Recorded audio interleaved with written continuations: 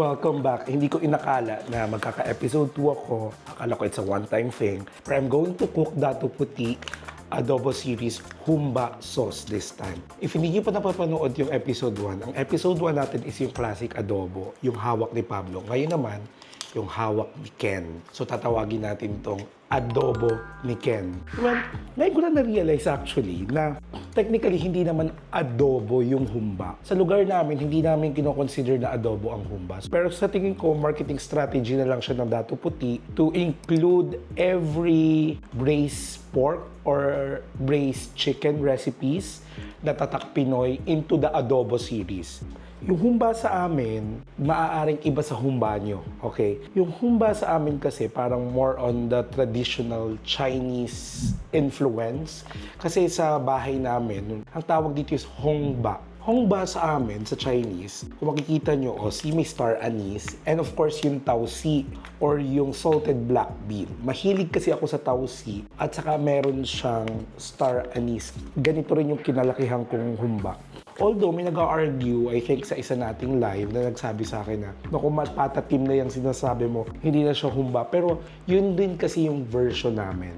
So alam ko, sikat na sikat ang humba sa Visayas, sa Cebu. And I'm not sure if yung natikman ko is yung legit. Pero ang aabangan ko lang talaga dito sa Dato Puti or yung expectation ko is yung sauce. Okay? Sinasabi ng mga friends ko, ay naku Matt, pag humba, ang ibig sabihin yan matamis na adobo. But I disagree. It's not always the case. So, try na natin siya. Okay, just like my first video, alam nyo na, no? Napaka-straightforward ng recipe. Actually, wala na tayo masyadong iisipin pa. Para wala nang diskusyon, hindi na ako namili kung liempo or pata. Ang ginawa ko, pinagsama ko na lang. So, this is 1 kilo of pork, liempo, and of course, may sliced pata. Okay? Hindi na yung buong pata, baka sabihin nyo, pata team na naman, di ba? So, may sliced pata, and of course, may liempo. Okay?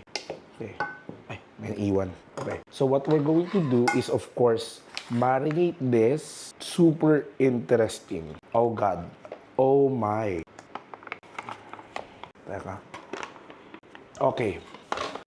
Ito lang ang advice ko, ha. If you're going to use this one, make sure na nahalo muna siya or na-mix na muna siya before nyo isalin. Kasi if you're not going to check the packaging, nandito yung parang arnibal. Yung arnibal. Ito yung magpapatamis dito sa humba na to. So it's very important, take note, na nandoon sa pinakababa or nag-settle below yung parang arnibal. Hindi ko alam kung anong asukal to, pero it's very thick. So what I'm going to do later is that hindi ko itatapon to. Dito ko na lang ilalagay yung 1 cup of water. Okay? So, what's the next thing I'll do? I'll mix this one.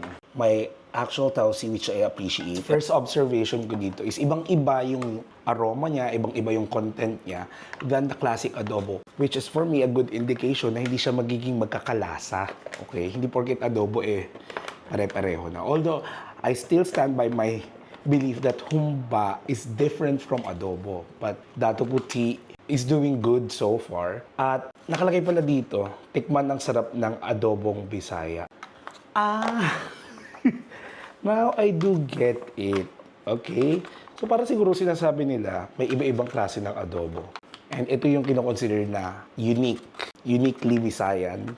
I'm not sure actually. I'm not an expert. So for this one, since na-impress ako sa classic adobo, let's also trust the process. So, imamarinate ko siya ng 30 minutes sa ref. And of course, I'm not going to throw this away kasi dito ko lalagay yung 1 cup of water, pampalambot ng ating mixture later.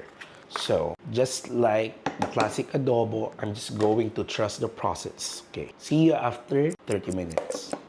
So, after 30 minutes, eto na siya. Okay. I think isa sa mga key element nitong adobo series ng Dato Puti is sobrang ganda niyang mag-marinate sa meat. Kasi di ba medyo thick yung sauce. And of course, at this point, I think kailangan lang natin maglagay ng tubig. 1 cup. Trust the process. Okay. And banana blossoms. So, wala naman sinabi kung gaano karami. So, kung saan kayo masaya. Okay. Let's put banana blossoms here. Dagan ko pa. Okay. So of course, cooking time will vary. Nako, I almost forgot na meron nga palang mga tira-tira pang mga latik, tira-tira pang mga sugar dito sa ilalim. So suggestion ko lang para hindi sobrang masayang yung marinade. So you put a little bit of water and then you put it there. Kasi andito yung tamis eh. Nagsettle siya sa ilalim. So ihalo natin sa sauce. Okay, actually hindi pa naman huli ang lahat. Okay, so kumukulo na siya. So, sisilipin ko lang. Okay. We are not yet there. Look at that. It's starting to develop yung thickness ng sauce. Okay? The banana blossom is blossoming. Of course, hindi nadurog yung mga tausi. I love tausi. The black beans. And of course, it's starting to get fork tender. At yung taba, of course, yung taba na maintain. Naku, patay ang rice mamaya. Okay? So, malambot na yung karne. And of course, we're at the finishing touch na. So, dadagdagan ko lang siya ng konting salt to taste. Okay? Okay. What the? My God. Ang pretty niya. So finally, we're here. Medyo natagalan ako dito in comparison with the classic adobo. Parang inabot ata to siguro ng mga 35 to 40 minutes. But I think it's all worth it. Kanina nag-aalala ko kasi hindi siya namumula, hindi siya nagba-brown. Nako, pero tingnan mo naman. With the banana blossom. And then, ang maganda dito, yung tausi or yung salted black beans, intact pa din. Hindi siya naduro. Okay, so I think I'll try muna the humba without the rice. Okay? Kuha ako ng, kuha ako ng liempo. And then, kuha din ako, of course, ng pata slice. Ito yung pata slice. Okay.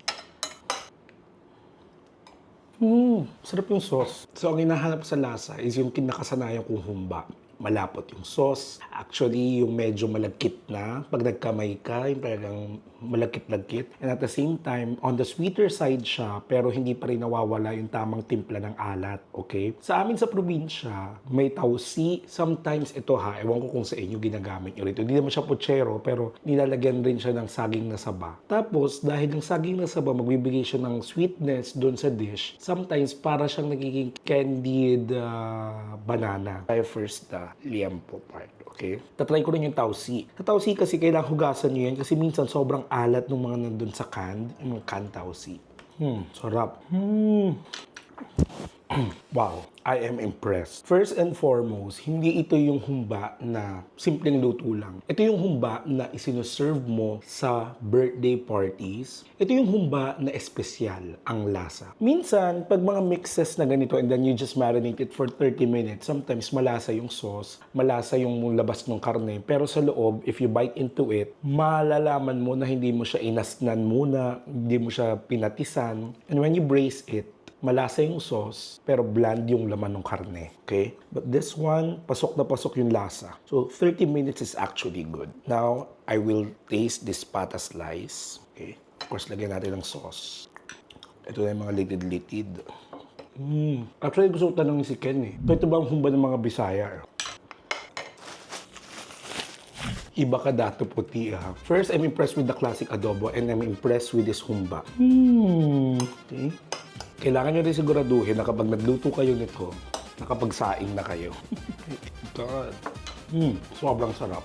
Gusto ko sanang sabihin na hindi dito mapapalitan or hindi dito mapapalitan yung yung traditional process. Hindi niya mapapalitan yung talagang pinaghirapan na luto ng humba. Pero I must say na hindi ito pambahay lang. Panghandaan siya 'di ba? So kung may handaan kayo, no, at ayon yung pumalpak, ayon yung habulin yung lasa, at saka syempre, sayang ang karne kung hindi naging masarap, gamitin nyo na lang yung dato puti humba. Yung quality ng putahing ito na galing sa isang quick marinade na instant, pwede na palang ma-elevate na panghanda. I'm not joking. Pwede na itong ihanda sa mga birthday yan, diba? I'm really quite surprised, no?